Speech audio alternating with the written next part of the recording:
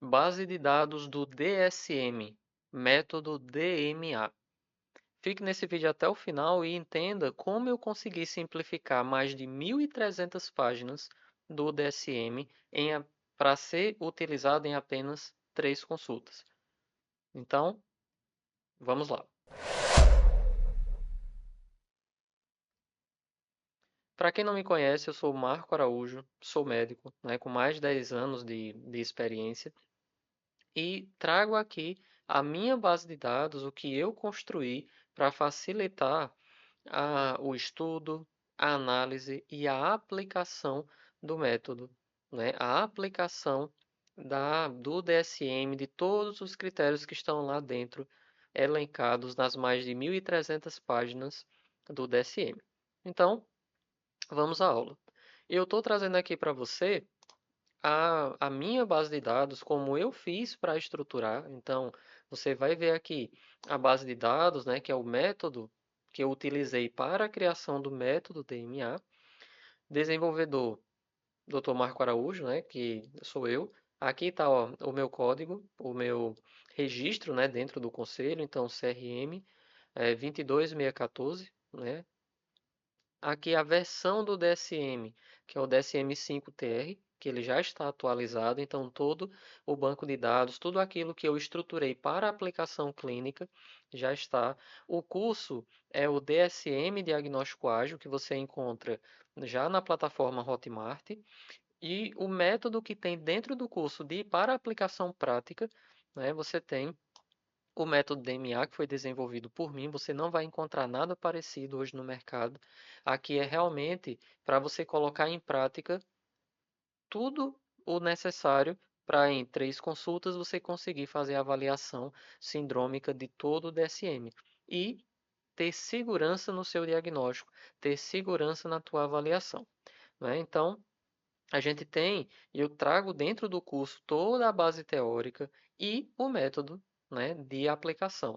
Análise sindrômica de todos os transtornos mentais elencados no DSM em 3 consultas, e eu mostro passo a passo de tudo isso e principalmente sem precisar decorar, né, sem precisar ficar com essa questão dos critérios, certo? Então, vamos aqui ao código, né? Eu trago aqui o que existe lá dentro. Então, para você ver, eu vou até rodar o código aqui para você perceber, né, que realmente é a análise, né? Aqui eu estou utilizando linguagem de programação para estar avaliando isso, porque como são muitas informações, e lembre-se, você não sabe o que são dados, não sabe a estrutura, se é um dado semi-estruturado, não estruturado ou estruturado, e como isso impacta na tua prática clínica, e como você faz na tua avaliação para que você consiga estruturar mais. Então tem uma aula específica aqui no canal que é importante você voltar para assistir para dar continuidade aqui com esse conteúdo, certo?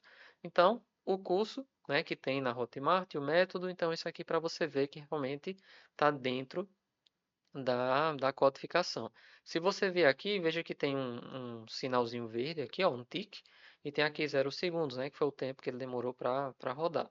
Então eu vou dar Enter novamente para você ver. Olha só, ele rodando aqui no playzinho. Então, realmente está funcionando, a base de dados está tudo ok.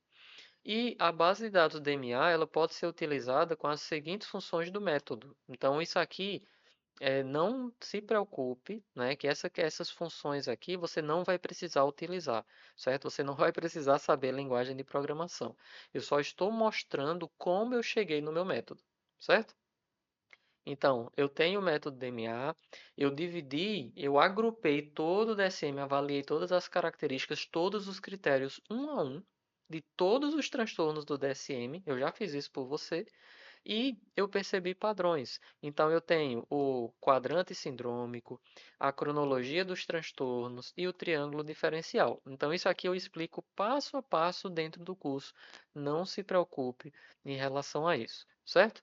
E o triângulo diferencial eu dividi em fisiológico, né, que são os transtornos fisiológicos, entre aspas, né, eu explico dentro do curso por quê, né, que esse triângulo ele já faz um paralelo com a pirâmide de Maslow, né? Para que a gente vai da base das necessidades humanas e a gente vai subindo os níveis, né? Então eu tenho os transtornos relacionados à sexualidade, os transtornos relacionados a estressores e os transtornos especiais. Então eu estou mostrando aqui essa estruturação. Então aqui você não vai precisar saber, né, que esses outros aqui é dentro da minha análise, então isso não está dentro da tua prática clínica, certo? E eu vou trazer aqui, ah, deixa eu apagar isso aqui, pronto, que eu já estava fazendo aqui uns testes, né, para ver se a plataforma estava tudo ok, né, se o computador estava funcionando direitinho. Então, deixa eu apagar isso aqui. Então vamos lá. Eu vou trazer para você o que nós temos hoje. Então, veja que aqui realmente eu estou falando de linguagem de programação, então a própria plataforma aqui ela traz isso, né, o próprio programa. Então, eu vou trazer para você, vamos ver o que é que nós temos no método DMA, para você entender, né, o que tem aqui dentro. Então, quando eu estou falando do método DMA, então você vai ver aqui, ó, o desenvolvedor DR Marco Araújo, então aqui essa parte você já sabe, né? E quando eu estou falando do método, ou seja, da aplicação, né, da teoria que você tem o curso, que é o DSM, Diagnóstico Ágil, né, que já está na Hotmart, você tem todo o conteúdo teórico e dentro desse curso você tem o meu método, que é a forma de aplicação, é o passo a passo do que você vai fazer na tua prática clínica para conseguir agilizar o teu processo de avaliação, ter mais segurança na, na tua avaliação sindrômica, na tua avaliação diagnóstica, na tua avaliação nosológica específica, porque você precisa de um sindrômico bem feito, né? Na discussão de caso, você vai fazer relatórios, encaminhamentos, então é importante que você precise, ou melhor, é importante que você entenda esse processo enquanto um passo a passo, um método. Sem o método, você vai ficar lendo o DSM, você vai ficar tentando decorar os critérios, enfim. Então, aqui eu tenho o quadrante sindrômico, eu tenho a cronologia dos transtornos e o triângulo diferencial, certo? Mas vamos além, né? Eu quero olhar dentro do quadrante sindrômico. Então, o que é que a gente tem dentro do quadrante sindrômico? Então, no quadrante sindrômico, eu vou ter o quê? Eu tenho a síndrome ansiosa, a síndrome depressiva, a síndrome bipolar e a síndrome psicótica, porque isso aqui é o que você vai avaliar já na primeira consulta. Então, na tua primeira consulta, você já vai fazer esse tipo de avaliação. E isso aqui é muito importante, porque só nessa aula, só nessa estruturação, você já sabe o que tem que fazer na primeira consulta. Então, aqui eu já estou dando um bônus aqui para você gratuitamente, né, do que você faz essa avaliação. Ah, como eu faço? Como é que eu vou pegar esses dados estruturados? Como eu vou fazer a minha entrevista clínica? Como é que eu faço o meu processo de avaliação das funções psíquicas? Quais funções psíquicas? Em que ordem? Aí você tem todo o passo a passo dentro do curso. Porque não é só você saber de uma síndrome ansiosa, mas como você vai fazer isso? Como eu vou avaliar uma síndrome psicótica? Quais são os domínios que eu vou fazer a minha avaliação nesse sentido? Então, tudo isso eu mostro passo a passo. Eu tenho toda a teoria, eu tenho o curso completo e eu tenho o método dentro do curso, que aqui eu estou mostrando para você já de maneira bem resumida o método, certo? Então vamos lá. E eu tenho também a cronologia dos transtornos. Então, vamos ver aqui, ó, só para você entender a cronologia dos transtornos. O que é que a gente tem? Então, quando eu falo de cronologia, o porquê cronologia?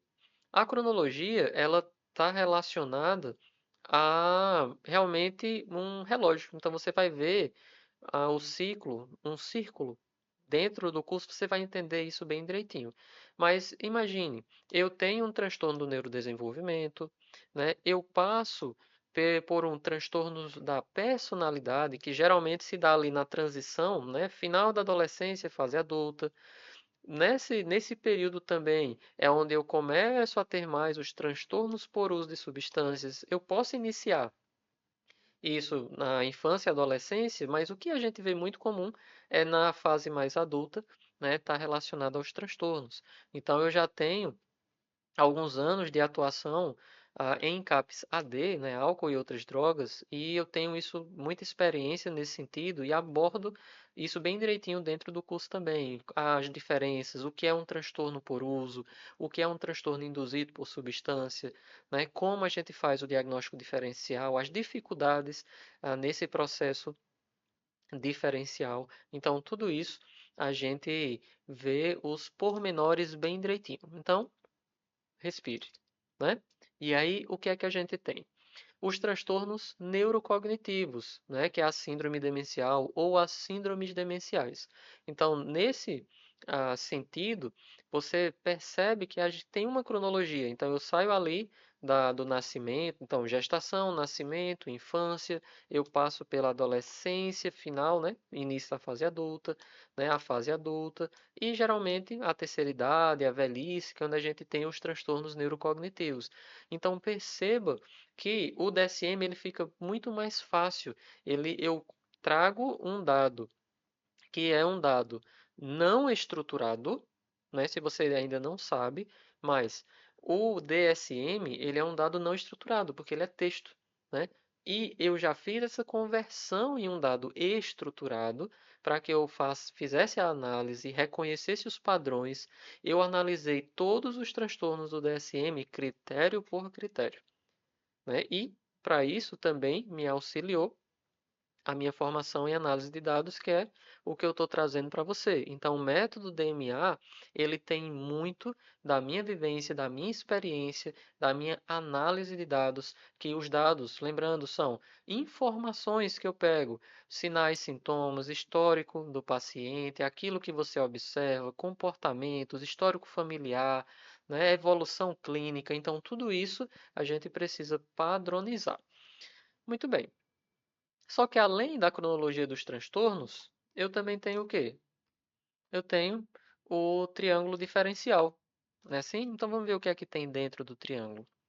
Olha só, o que eu falei para você, dentro do triângulo, eu tenho os transtornos fisiológicos, transtornos relacionados à sexualidade. Então, aqui entra questões relacionadas a gênero, disfunção sexual, né, transtornos parafílicos.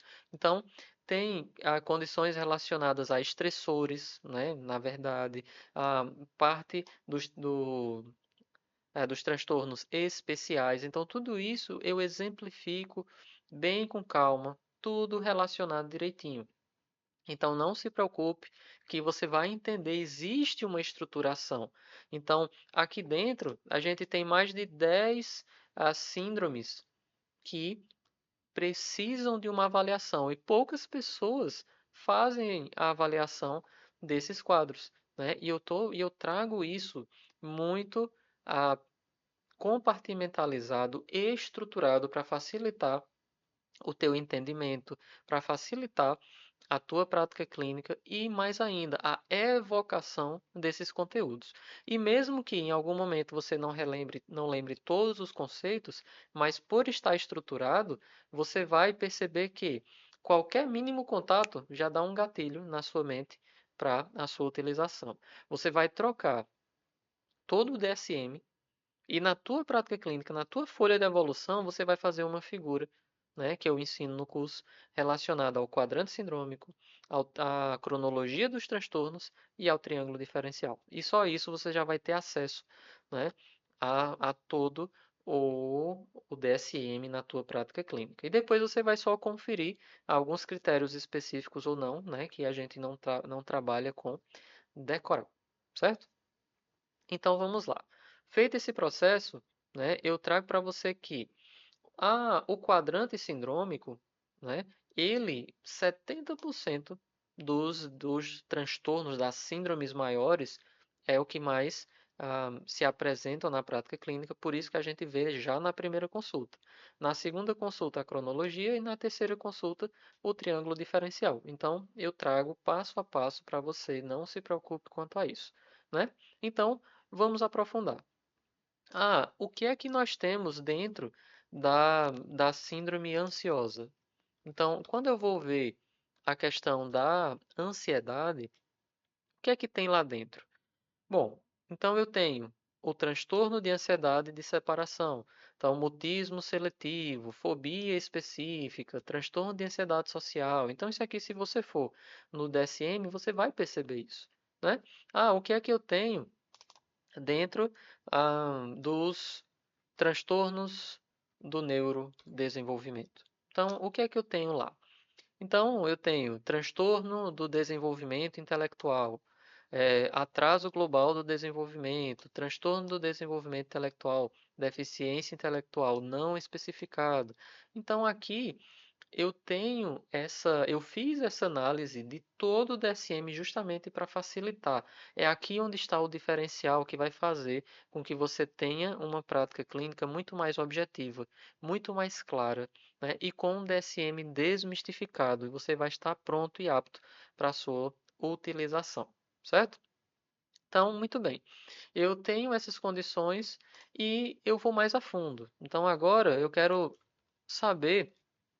Ah, eu vou trabalhar aqui o que você já conhece, vamos trabalhar com a ansiedade. Isso no curso eu trago sobre todos. E aí você vai ver, peraí, ansiedade, então eu tenho transtorno de ansiedade de separação, mutismo seletivo, transtorno de ansiedade, pânico, certo? Ah, tem pânico. Peraí, então eu quero saber dentro dele, dentro do transtorno de ansiedade, eu quero saber tudo aquilo que tem falando sobre pânico. Então, eu tenho transtorno de pânico e eu tenho o especificador de ataque de pânico, certo? Então, aqui já facilita, né, com que eu entenda os padrões. Ah, o que é que define um transtorno de pânico? O que é que define um especificador? Então, eu fiz essas avaliações para facilitar o entendimento. Então, perceba que existe uma estrutura, existe um passo a passo dentro do processo, certo? E vamos lá, vamos adiante, vamos aprofundar. Então, eu quero saber.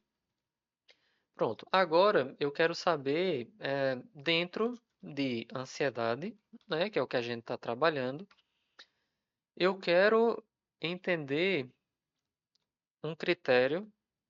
Deixa eu colocar aqui que ele tem 10 critérios. Ah, o critério isto. Muito bem. Então vamos lá. Estou fazendo aqui ao vivo com você. Então perceba que o primeiro argumento. Muito bem, deixa eu colocar aqui, que eu já vou corrigir isso para você. Cadê? Muito bem, então vamos aqui. Da ansiedade e a gente está falando, que na verdade eu não botei aqui, pânico, né? Então a gente está falando sobre pânico. E eu quero saber os critérios que tem aqui dentro. Então, vamos lá. Pronto. Então, eu tenho que aqui do pânico, eu tenho que ter o critério A. Então, no critério A, eu tenho que ter ataque de pânico recorrentes inesperados. E um ataque de pânico é um surto abrupto ou abrupto, né? Dependendo de como se pronuncia, de medo intenso ou desconforto intenso que alcança pico em minutos, tal, com palpitações, né? Então, aqui a gente tem o critério 1, né? Ah, eu quero ver o critério 2. Então, critério 2, pelo menos um dos ataques foi seguido de um mês ou mais de uma ou mais de ambas as seguintes características, né? Então, assim, eu faço a minha avaliação. Então, foi assim que eu fiz. A perturbação não é consequência dos efeitos psicológicos de uma substância. Então, eu fiz essa análise relacionado a tudo. Então, se eu vou, vamos ver se a gente acha a parte da fobia social. Então, A fobia social, medo ou ansiedade acentuados acerca de uma ou mais situações sociais em que o indivíduo é exposto, enfim. Então aqui é só para mostrar a você que existe o banco de dados que foi o que me direcionou dentro da avaliação. Então, se você tem alguma dúvida sobre a importância dos dados, a importância da estruturação, né, dos dados dentro do processo diagnóstico, né, você pode estar assistindo a aula respectiva. Quer conhecer mais sobre o meu curso? Você tem 7 dias, né, para avaliar todo o conteúdo, né, com essa garantia que é incondicional. Né, você já tem todas as aulas gravadas, já são 58 horas de conteúdo até o momento e tem mais conteúdo muito rico para aprofundar esse processo de abordagem, para melhorar a tua segurança, a tua comunicação com outros profissionais, direcionar melhor o teu tratamento no processo terapêutico, certo? Então, já se inscreve no canal. ah, Você pode estar direcionando para outros profissionais que também se beneficiariam, né, desse conteúdo. E para mais informações, entre no meu curso, né, e nos vemos dentro das aulas. Um abraço e até mais.